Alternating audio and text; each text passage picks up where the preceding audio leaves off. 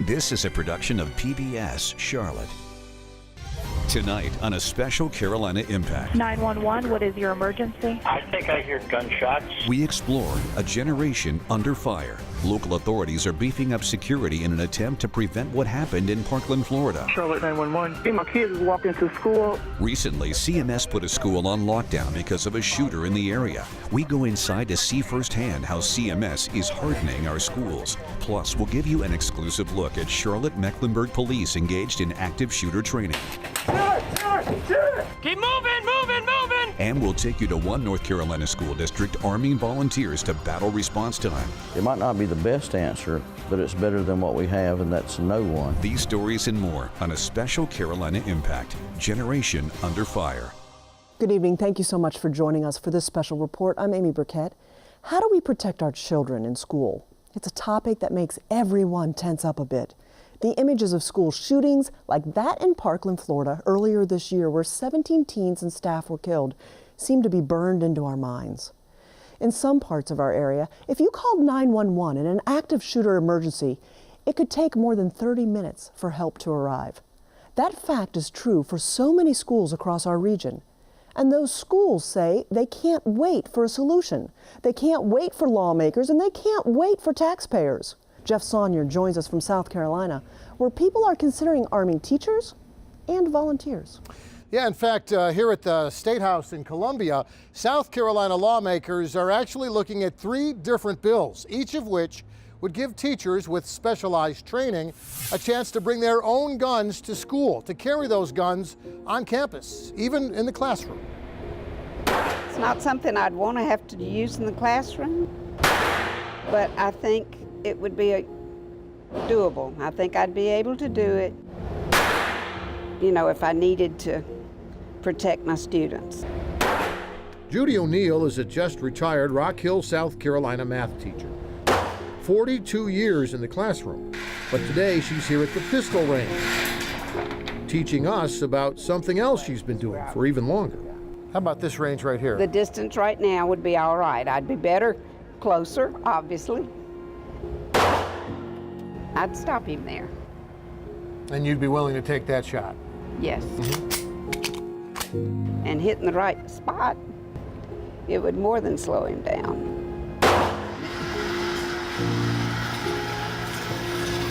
So when they talk about arming teachers, this is what we're talking about. This is what we're talking about. Yeah, not every teacher is going to be able to do that. Not every teacher is going to want to do that.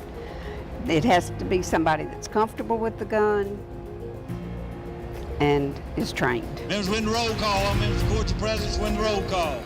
Something's got to change. Either we've got to have a law enforcement officer in every school, or we've got to figure out some solution.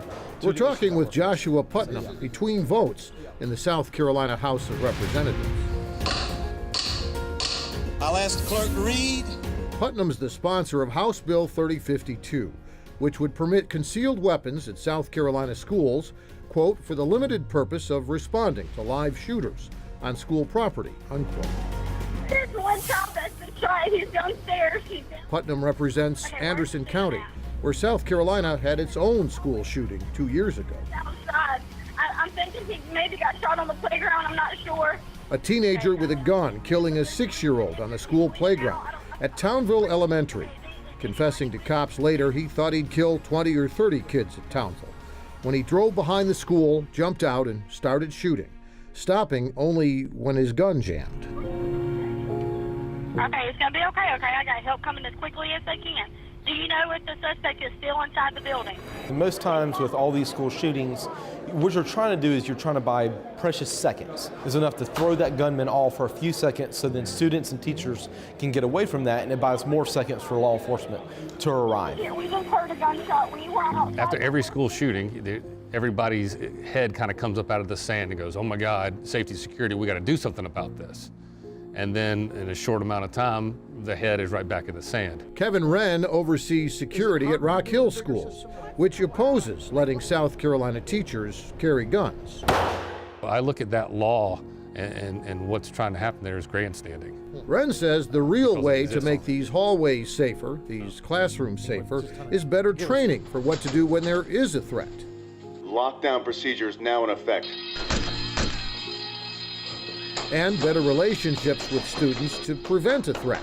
Plus, more funding, not just for hardened doors or cameras and metal detectors, but for more school resource officers.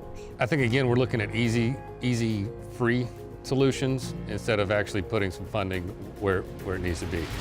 Before I'm going to look at arming teachers, do we have a school resource officer in every school? Across the state line in North Carolina, Endy is one of those blink and you'll miss it places, with wide open spaces and a school that's a long way from the nearest police department. There was an old lady who swallowed a shell, but I don't know why she swallowed the shell. She didn't tell. Which is why, along with volunteers who read in the classroom or help out in the cafeteria, Endy Elementary also has a volunteer who walks the halls with a gun. It might not be the best answer, but it's better than what we have, and that's no one. School Superintendent Dr. Jeff James explains why Stanley County schools are the first in the state using armed volunteers for campus security, recruiting former cops and ex-military personnel at schools where they can't afford a school resource officer. These doors are normally locked, but I check them anyhow. But Endy's armed volunteer, Donnie Hatley, isn't exactly new at this. You were a full-time SRO. Yes, I was. You retired. Yes, I did. And now you're back. Yes, I am. What brought you back? Well, the love for the kids, love for the school, and the fact of keeping the kids safe in schools. Don't you worry, child. Everybody having a good day today? The county, Stanley County, was good to me, and it's just a way of my giving back to the community. That community of teachers and parents and principals wasn't so sure at first about armed volunteers on campus. Well, I think it was more confusion because we weren't understanding exactly all the particulars of it. How are we going to vet these people? Are there going to be background checks? Are they going to be trained appropriately? And if those things are in place, I'm definitely in support of it. Same questions parents have. Exactly. Yeah, absolutely. Anytime our kids are with someone other than us, we want them to be as safe as possible. But the sheriff who created the volunteer program for the schools says they're not just letting anyone on campus with a gun. I took a little bit of a beating at the beginning, so did Dr. James, but now when our public sees that we've got awesome, well-trained, educated SROs in here, not just somebody off the road, they're a lot more comfortable, and I've received a lot better feedback since I guess the public's found out who our volunteers are. Unfortunately, it's not if, but when, and that's what you have to think now as a parent. So what is my school system going to do to make sure my child's protected when I drop them off at that school building? Don't you worry, child. By the way, North Carolina lawmakers now also looking at possible legislation that would allow teachers as well as volunteers to carry weapons on campus. That's similar to the 3 bills here in South Carolina, all of which, by the way, are named after Jacob Hall. He's the 6-year-old who was killed during that school shooting in Townville. Amy? Thank you so much, Jeff. Every time a school tragedy happens, communities question how it could have been prevented. School administrators review and revise security plans. Parents and students want more done. Districts ask for more money. Charlotte-Mecklenburg School District is no exception. This year, the school board pushed county commissioners to invest millions more in school safety. Carolina Impact's Sharon Smith shows us what's already been done and what's coming next. The first weeks of school put CMS Security to the test. Charlotte 911. My kids was walking to school in the Villa Heights area, man in a gray truck, and he shot off a gun twice. A loaded gun found at one high school, shots fired in the parking lot of 2 elementary schools. A relief, no one got hurt. Each time, a quick response, plans worked. A reminder that school security is a constant concern. In elementary school and middle school, it wasn't even a thought in my head, but now we seem to talk about it like a good amount. Students are well aware of how school safety has evolved. High schoolers Elizabeth and Donna have grown up in CMS. Why don't we draw like the colonies? They shared their thoughts while taking a break from civics homework. They've seen visual changes, the added cameras and door locks, the hardening of a target. You can definitely see like the security like walking around, like making sure everything's like how it's supposed to be. The talk has changed too. Monday, we spent probably 20 minutes talking about what we'd do if there was an active shooter in my math class.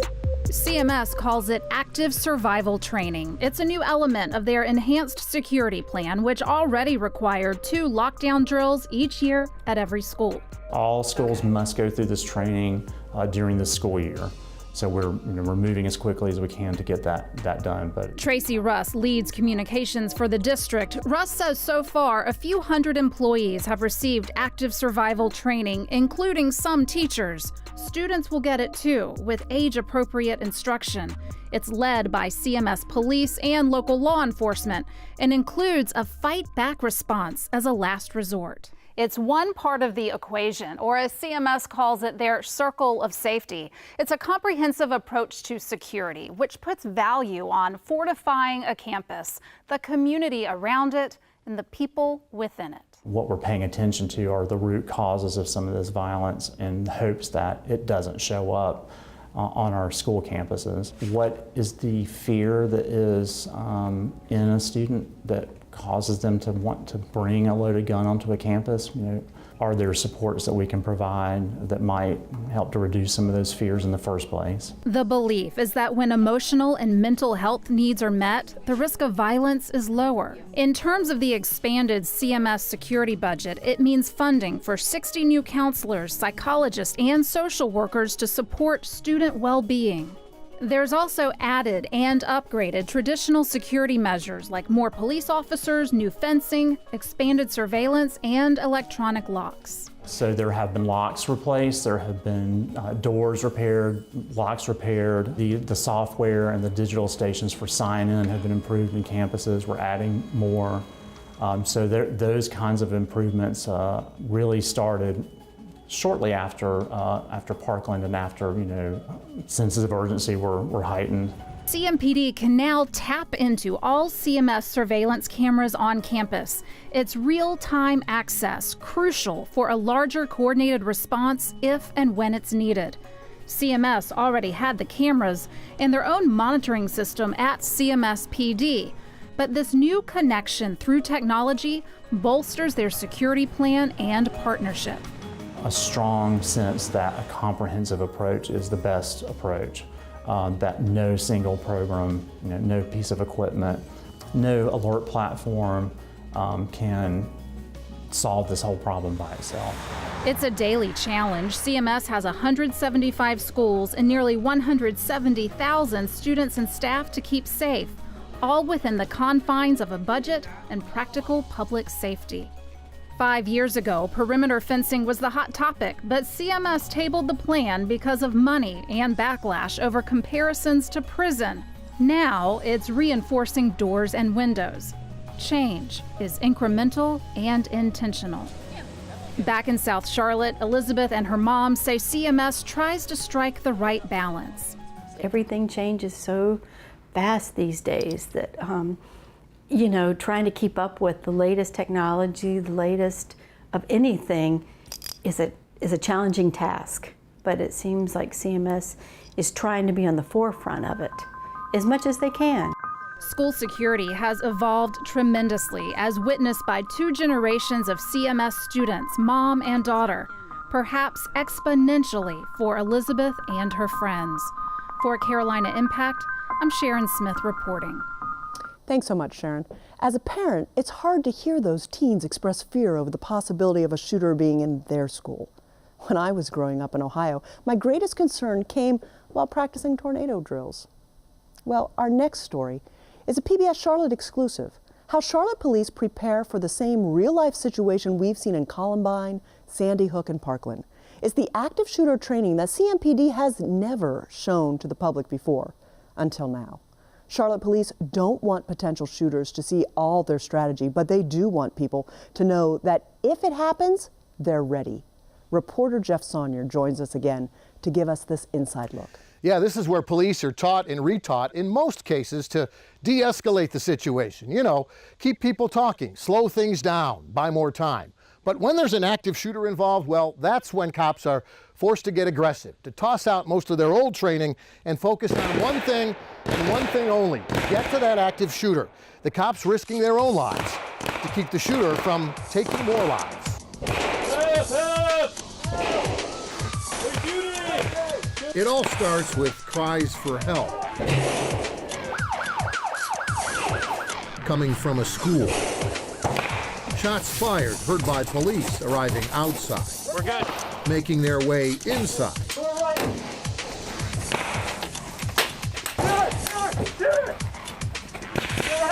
Keep moving, moving, moving! Everybody get back!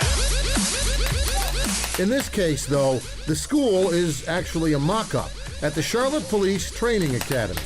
The active shooters and victims aren't real, not this time. But these Charlotte cops are training as if it's all real, every time. This is one of those situations where we are simply reacting to worst case scenario where there is a threat and innocent lives are at stake. So Brent Simpson is one of the training officers, overseeing from above as another training officer, the one on the left in the blue hoodie, plays the role of the bad guy, putting on a helmet for protection, then walking the halls of this would-be school with a loaded gun, looking for someone to shoot, waiting for someone to shoot. For a moment, you forget it's just a training exercise, watching him move from door to door, past what looks like a blackboard, from classroom to classroom, just like a real active shooter would, with no one to stop him, until the police rush the front door.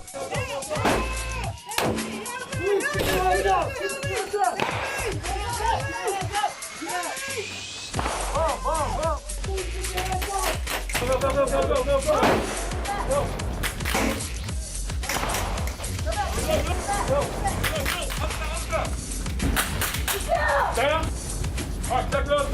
we focus on communication, finding the threat as quickly as possible, aggressing on the threat as quickly as possible. Draw that attention back on us versus innocent people standing around, you know, and keep it simple. Hands up! Hands up! Get out! Down! I got him covered. On the ground, on the ground. Everybody get down! We're using simulation gunfire, right? This sounds like real gunfire. We're using other things, smoke, people yelling, screaming. So we're trying to throw in and overwhelm their senses just so they're starting to understand just a piece, small piece of what it may be like. Bomb, bomb, bomb, bomb! The trainees also have to watch out for pipe bombs. That's one of many lessons learned from other school shootings. Lessons that the instructors share with these Charlotte police trainees after every active shooter drill. When you found the suspect, what'd you do? Lessons that the trainees talk about before their next drill. Steady pace. Call out where you're going. If you see a shooter, everyone's calling out shooters. You can see it when they come into the door. They're hesitating. They're not hearing our victims that are running out screaming, hey, bad guys in there, suspects in there. They're not hearing a lot of things. They're starting to go into tunnel vision. So they're already experiencing some of the stress. Fork, we're coming at you. So we are constantly trying to look for newer ways to train, to make it more realistic, to deal with things that we can't replicate here. Veteran officers say they're some of the hardest lessons these cops will ever have to learn, and hopefully never have to use. Most officers can probably go through a 30-year career and not have to deal with something this traumatic. There's going to be injured kids. There's going to be injured staff in the school, and these officers are going to have to bypass a lot of that to get to the person who's still, you know, basically committing a murder at will. To run into that situation, to have a lot of people standing in front of them, and they have to find the one person that's armed and committing homicide. I don't know an officer, at least in my agency, that would not willingly sacrifice their life to save a child. I think at the end of the day, if it's an active shooter in a school, we know we're going, and we know we may take rounds to get that job done, but we're going to do it. And the police tell us that now, for the first time, they're training for these active shooter situations side by side with the fire department. sort of like what happens on a military battlefield. The police providing cover for first responders so they can treat the wounded in one part of the building while the police look for the active shooter in another part of the building. Amy? Thanks so much, Jeff. It is jarring to watch those police officers train in that way, but also a little bit reassuring to know that they are preparing for the worst, and of course we're all hoping for the best. Well, we're going to switch gears a little bit to get some more information for how we can help our students deal with these situations that are happening right now. And clinical therapist Jennifer Feitz joins us now with some tips to help parents. Jennifer, we appreciate your time so very much. Glad to be here. As a parent, this is so difficult to talk about and to think about. What are some first steps of how we deal with this with our children? Well, I'm going to always encourage parents to have a first round conversation. If this has not been something that you have talked about with your student before, how they feel about the active shooter drills at school, how they feel about what's going on in our nation and conversations and activism. But I'm always going to encourage parents to have open-ended conversations, open-ended questions. If you just ask your student, is it scary to you? You're going to get yes, no, I don't know. But if you ask a question like, so what did you think about that? Tell me how you felt. You're going to get more of an open response that then is hopefully going to lead into more conversation and more dialogue and more questions and a greater understanding of how your student feels about their own safety, about what's going on in the school. And Jennifer, it's different for younger students versus perhaps those high school students. And you might think that the high school students could handle it better than the younger elementary school kids, but that's not the case. Well, because younger students, for example, I have a son that's in the 3rd grade, and this has now become, it was new for him, but it has sort of been normalized already. This is just what we do, like a fire drill, like a tornado drill, like a severe weather drill, like a hurricane drill. It's just become part of their daily routine. For these high school students, this has not been a part of something that they've trained for, and their brain is capable of really understanding what this means for them. And so it can be extremely scary and anxiety-provoking and overwhelming and alarming to them, because as they're going through this and we hide and the teacher locks the door, they can envision and imagine what that means or what they're training for. And because of what social media has given them of video clips that they can watch and recorded, things that people are saying first time, sort of that firsthand experience, they can really put those pieces together, and it can be extremely scary for them, and it's not something that they're used to. So we've had the conversations with our kids, but we're hearing some alarming responses from them. How do we know as parents that we need to reach out to someone like you or some other professional to get additional help for our young ones? So if you are noticing changes in your student, changes in their sleep, changes in their eating patterns, beginning to talk about having headaches, stomach aches, feeling sort of keyed up, those are all signs that a student is beginning to be anxious or is beginning to feel overwhelmed. A lot of times I'll say to my students, tell me what your body's doing, because your body talks to you sometimes before your brain even catches up. So as a parent, if you start noticing some of this, ask and normalize the fact that it is okay to ask for help. It's a healthy thing to ask for help. We are out of time. Jennifer Feitz, clinical therapist, thank you so much for your information. We appreciate it. We hope we never have to use it, but we so appreciate it. Glad to be here. This is such an incredibly tough topic and one we all wish would just go away, but we can't ignore it. We have to prepare, discuss the issue with our kids, and work with our legislature, schools, and police departments. This issue has brought a rallying cry for change and awareness from students. Thousands of people hit the streets of Charlotte last spring with that in mind. Carolina Impact's Suzette Ree introduces us to the teens who showed their power to get things done.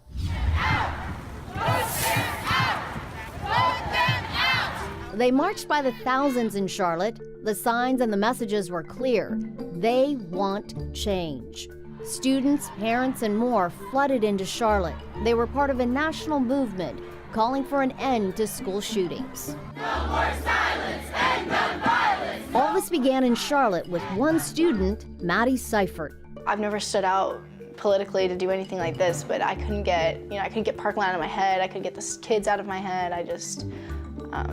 I had to do something, so I just decided to make the march. So the Myers Park High School seniors started a Facebook page, and the full power of social media kicked in. Overnight, thousands responded.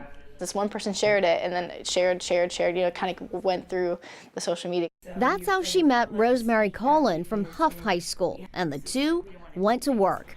Rosemary says she too was moved by seeing the Florida students. Seeing the Parkland kids getting like how they spoke and how they were upset. I want to see a discussion. I don't care. The Parkland shooting was the first time that survivors of the shooting came out that very day and chose to tell their story. The same students began to call for new gun laws. They held events calling for change. We are going to start here with the March for Our Lives, and here's the big... Their message was heard across the country and galvanized marches in 50 states the very next month. It was millions of people just across the entire country came together for this one cause, and it was bipartisan. It didn't matter which side of the aisle you fell on. It was just everyone coming together to not only fight for common sense, but to honor the lives of those lost in Parkland. You kind of feel like you're in a bubble where things don't happen to you if you're in a good school system. But once this bubble was broken, and it's like things can happen to anybody. Parents said this shooting felt different too. To sit there and have a discussion with your kid about, hey, if there's a shooting going on at your campus, here are some things that you need to start focusing on, would never have crossed our mind before that. But the parents saw something else. Their girls were leading a massive exercise in democracy. You never know when they're going to sort of cross over into adulthood or semi-adulthood, and when they do and they can do something like this, it's really shocking, and I mean the feeling of pride you have is unbelievable. There was apprehension, like, why you? But then once I realized that she was going to go forward with it, then my second concern became her safety. And then if you're going to go there and give a speech or talk, I'm going to be there. Third, sense of pride at these young people who truly in their heart believed that they were going to make a difference. Show me what democracy looks like! This is what democracy looks like! Passions ran high at the march. It was an empowering process for these teens. So it showed me, and I learned that my voice has power, even though I'm young, even though I may have not had experience the way an adult does, my voice has a power, and when I'm coming together with a group and I can utilize that power to make a change or a difference and go in a direction where I want to be heading. It is very important. That's one of our biggest things, is to get out and vote, research who you're going to vote for, know who you're voting for, you know, who do you support the most, not who your friends are voting for, not who your parents are voting for, making you vote for. It's your choice. It's clear that there's a number of problems in this country on left and right or whatever, and that the current generation is not going to solve them. And it's also clear the younger generation doesn't see them the same way. And to see the younger generation standing up and saying, we're going to solve this problem, whatever you think about the issue itself, they're saying we're going to solve this problem, is really extraordinary and interesting. And I just don't feel like that's going to happen until my generation or millennials get into office. And so once we're in our 25, 35, 30s, where we can start running for actual positions and be taken seriously, that's when things are going to get changed. We actually want to get out and make a difference, because we're going to school and it's our lives at stake. We want to keep going until we see an actual change. This is the very corner where the girls gathered the group and they began their march. Now, since then, the girls have graduated from high school and they are moving on with the next chapter in their lives, taking their activism with them. And they hope here in Charlotte, the activism that they showed, displayed, and championed will continue at the high school level. For Carolina Impact, I'm Suzette Reed. Thank you so much, Suzette. Tonight, we've just scratched the surface of this critical issue. We've seen the impact of teens leading positive rallies. We've watched the police train for the worst that can lead to lives being saved, and we've seen volunteers and teachers organize and take charge of their schools. But now I ask, what can you do? We can all be a little more aware of our surroundings and report any suspicious behavior to the authorities. We can show more love than hate, and we can help our students do the same in their schools. There's no easy solutions to protect this generation under fire. Thank you so much for joining us for this Carolina Impact Special Report. Good night.